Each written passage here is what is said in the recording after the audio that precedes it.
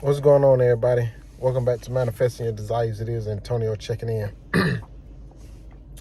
And today I want to talk about the one major key that I got from not manifestation, but from meditation. Without any spiritual teacher, any guru, any of that. And not saying nothing is wrong with that, but the one thing that I've really gotten from meditation that I've learned from me is my inability to make a decision and stand on it. And I know that sounds so simple, but it's always the simple things that aren't always the easiest. And I realized this through my meditation because I would set goals and it's like I would almost reach them, then I'll reassess them. I set another goal, I won't necessarily stick to the blueprint, I won't get the results that I desire at the time frame, which is a result of me not being patient.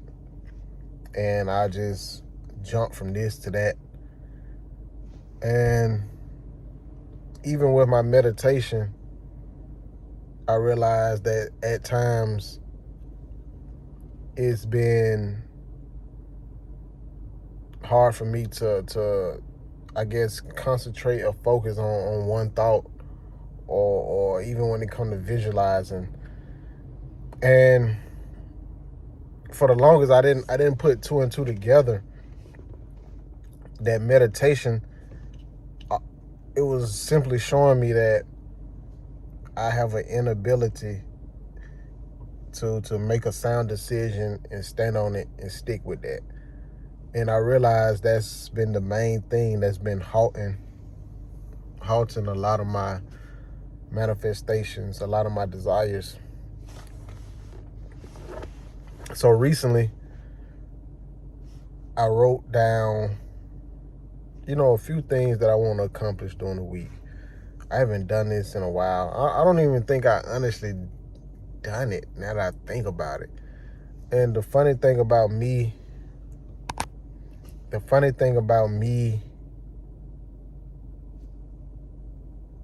looking for a notebook or writing these things down,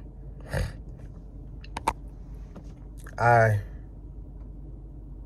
searching around for a notebook to write down the things that I want to accomplish during the week, so I can build up the mindset of developing into a new non-negotiable version of myself. Because it's like I would always say I would do this, then I would negotiate why I would go and do the things that I said I wouldn't do, if that makes sense. So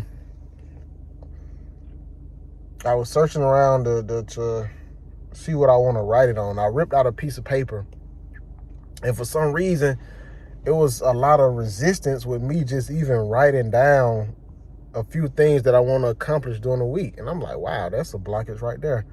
I was doing everything else in the world but sitting there writing down what I want to accomplish during the week. And I realized, oh man, this is it.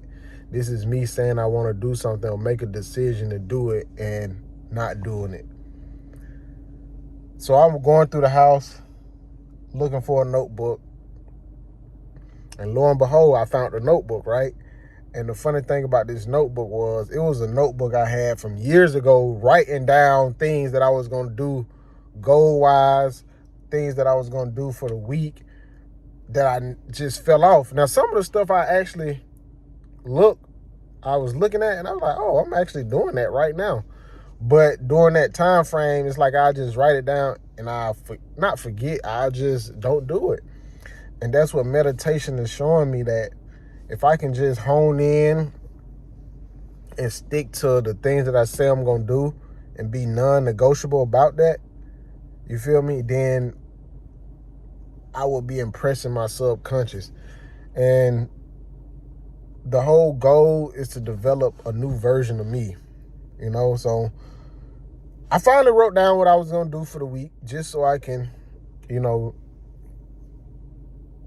give it an attempt and do it by any means, And the few things that I wrote down things that I know I should be able to do. Like I'm not about to write down, oh, I got to go run 20 miles this week, knowing that I'm not gonna do that. Like, so I wrote down things that I kind of do every day, but just to see them visually, it gives me a mindset of, I guess, something to do. And having that mindset of with something to do, at the end of the week, I feel like it's gonna give me a sense of accomplishment. And that sense of accomplishment, you know, is gonna give me a confidence. And that confidence is gonna give me the mindset and the action I need to keep taking action, to keep growing into this new version of me. And I realized that's where I was messing up.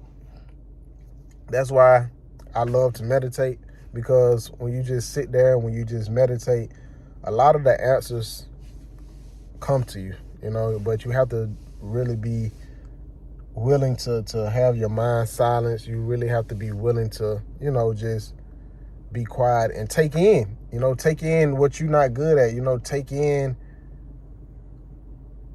your faults, take in your I guess discrepancies, take in the things that you not good at, man. And for me, I realized I was honestly horrible. And I say was because I'm changing that. I'm not going back. And I know it's crazy because it's like I said that 1,000 times to myself before. So what's making this time more different? And I think what's making this time more different for me is the situation that I'm in life, So I realized that I had a bad decision-making skill, man. Like, it was horrible. And through meditation, it showed me that. So now every day, like today, I woke up, I stretched, I did a little mini exercise, nothing too intense. I meditated, I painted, I studied about the mind, and I got a few more things on there that I keep to myself, but just to give you guys an idea of what I'm talking about. It's nothing extreme, but now that I did that this morning, my mind is already looking forward to the next coming days. Now I'm like, oh man, okay, now I need a detox. What can I detox? Now I'm just going through a slew of things like, okay, you know what? It's time for a detox. I may not necessarily be able to fast like how I want to because of health reasons, but I can definitely do intermittent fasting. So just that one change today has already fired and wired a thought process that's like, okay, what's next? What now can we detox to keep going so I can vibrate higher? And when I vibrate higher, I can emit a higher frequency. You feel what I'm saying?